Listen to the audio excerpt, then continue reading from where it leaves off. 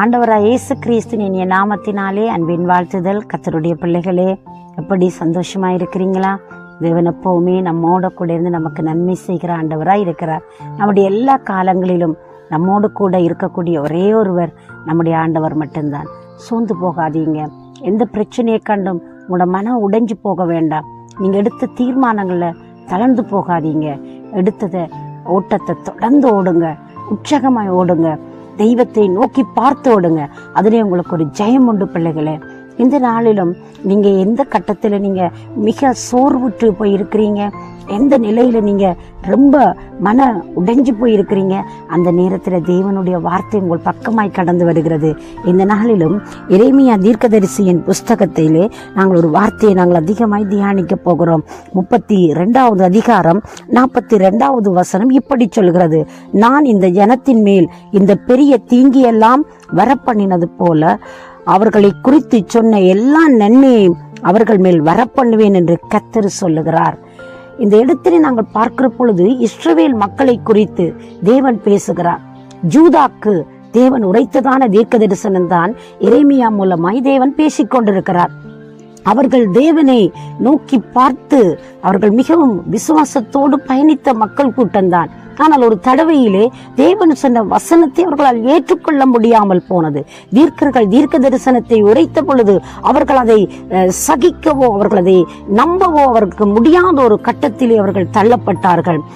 நீங்கள் இஸ்ரவேல் மக்களை குறித்து, ஜூதா மக்களை குறித்து பேசுகிற பொழுது தீர்க்கன் இப்படியாக சொல்லுகிறார்: நீங்கள் 70 வருஷம் நீங்கள் பாபிலோனிலே சிறையாக கொண்டு போகப்பட போகிறீர்கள், நீங்கள் சிறையிருப்பில் இருந்து மீண்டு வருவீர்கள் என்று சொல்கிற பொழுது அங்கே 70 வருஷம் சிறையிருப்பு என்பது இந்த மக்களுக்கு மிக ஒரு கடினமாயிருந்தது.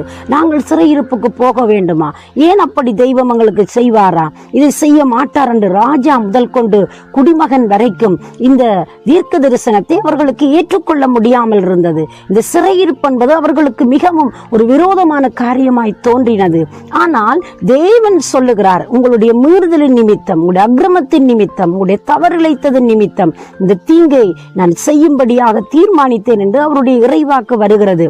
ஆனால் ஆண்டவர் சொல்லுகிறார், எவ்வளவு தீமை அவர்கள் மேல் வந்ததோ அவ்வளவு நன்மையையும் அவர்கள் மேல் வரப்பண்ணுவேன் என்று கர்த்தர் சொல்லுகிறார். தேவன் அடிக்கிறார், அவருடைய கரம் ஆற்றுகிறது என்று பக்தன் யோபு சொன்னது போல தேவன் ஒரு மனிதன் பிழைவிடுகிற பொழுது, அவன் தவறிழைக்கிற பொழுது அவனை சரிப்படுத்துவதற்கு தேவன் பல யுக்திகளை, பல வழிமுறைகளை அவர் கையாளுகிறது உண்மைதான். ஆனால் அந்த மனிதனை அப்படியே விட்டுவிட மாட்டார். ஏனென்றால் அவருடைய சொந்த இரத்தத்தினால் அவர் சுவீகரித்த மக்கள் கூட்டம், அவருடைய சொந்த இரத்தத்தினால் மீட்கப்பட்ட ஜனங்கள். எந்த ஜனங்கள் அவதூறு பண்ணினார்களோ, எந்த ஜனங்கள் அவமானப்படுத்தினார்களோ அந்த மக்களுக்காகவே அவர் தன்னை தாழ்த்தி இந்த பூவுலகத்திற்கு வந்த தெய்வமாய் இருக்கிறார். எனக்கு அன்பானவர்களே, இந்த நாளிலே கூட என் தேவ ஜனங்களே, இந்த வசனத்தை கேட்கிறீங்களா? நீங்கள் ஒருவேளை உங்களுடைய வாழ்க்கையிலே தடுமாற்றத்தோடு கூட தவறிழைத்து போய் நீங்கள் நிற்கலாம். உங்கள் மேல் மனம் இறங்கி மனதுருகி உங்களை படைத்த தெய்வம் உங்களை பார்த்து சொல்லுகிறார், என்னுடைய சிருஷ்டிப்புக்கள், என்னுடைய மக்களுக்காக என் ஜீவனையை நான் கொடுத்திருக்கிறேன், என்னுடைய மக்களுக்காக என்னை தாழ்த்தி இந்த பூமிக்கு நான் வந்தேன், இந்த மக்களை நான் வெறுத்து விடப் போகிறதில்லை, அவர்களுடைய நன்மையை நான் அங்கே நிரப்பி நன்மையினால் அவளை திருப்தியாக்குவேன் என்று சொல்லி வேத வசனம் சொல்கிறது. வருத்தப்பட்டு பாரம் சுமப்பவர்கள் நீங்கள் எல்லாரும் என்னிடத்தில் வாருங்கள், நான் உங்களுக்கு இளைப்பாறுதல் தருவேன் என்று சொன்ன தேவன் இந்த நாட்களிலே இளைப்பாறுதல் கொடுத்து உங்களை நடத்த அவர் சர்வ வல்லவராய் இருக்கிறார். நீங்கள் இருக்கும் அந்த நிலையிலிருந்து தெய்வத்தை நோக்கி பாருங்கள். நீங்கள் விழுந்து போன அந்த சூழ்நிலையிலிருந்து நீங்கள் தெய்வத்தை நோக்கி பாருங்கள். மனிதன் விழுவதற்கு 2 விடயம் மிக முக்கியமானதாக இருக்கிறது. ஒன்று, அவருடைய வாழ்க்கையிலே அவன் தவறிழைக்கிறதான பாவம் என்று சொல்லப்படுகிறது. இன்னொன்று, பாரம் என்கிற சுமை, பாடுகள் என்கிற அந்த வேதனை அவர்களை படைத்த கடவுளிடத்திலிருந்து பிரித்து விடுகிறது. இந்த 2ல் ஏதோ ஒன்றினால் நீங்கள் பிரிக்கப்பட்ட நிலையிலே இருக்கலாம். தேவன் செய்த உங்களுக்கு சில வேளையிலே தவறிழைத்ததை போன்று உங்களுக்கு தோன்றி இருக்கலாம். ஆனால் தேவன் அப்படி செய்வது அல்ல.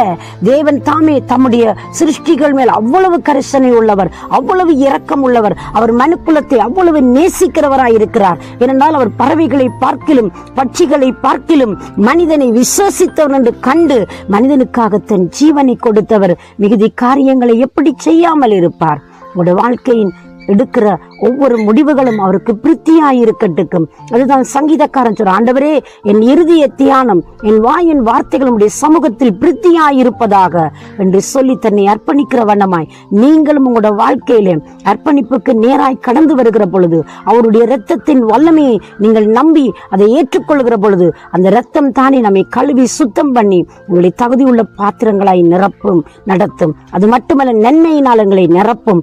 அவருடைய நன்மைத்தனங்களை நாங்கள் நிரப்பப்பட்டு ஒரு வெற்றி உள்ள வாழ்க்கையை வாழ தேவன் நமக்கு போதுமானவராய் இருக்கிறார். நீங்க இருக்கும் அந்த நிலையிலிருந்து அவரை நோக்கி பார்க்கிறீங்களா? நான் உங்களுக்காக மன்றாடட்டும்.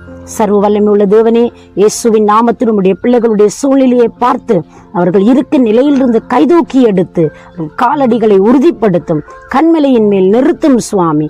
ஒரு அற்புதம் செய்து உம்முடைய மக்களை நடத்தும்படி இயேசுவின் நாமத்தில் ஆசீர்வதித்து ஜெபிக்கிறேன் ஜீவனுள்ள நல்ல பிதாவே. ஆமேன், ஆமேன். தேவன் தாமே உங்களை நிறைவாய் ஆசீர்வதிப்பாராக. God bless you.